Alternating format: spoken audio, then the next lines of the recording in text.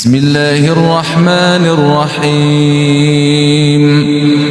الحمد لله الذي خلق السماوات والأرض وجعل الظلمات والنور ثم الذين كفروا بربهم يعدلون.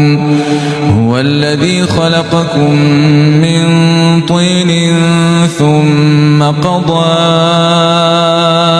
أجلا وأجل مسمى عنده ثم أنتم تمترون. وهو الله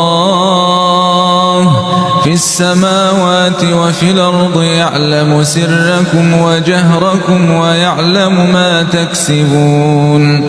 وما تأتيهم من آية من آيات ربهم إلا كانوا عنها معرضين.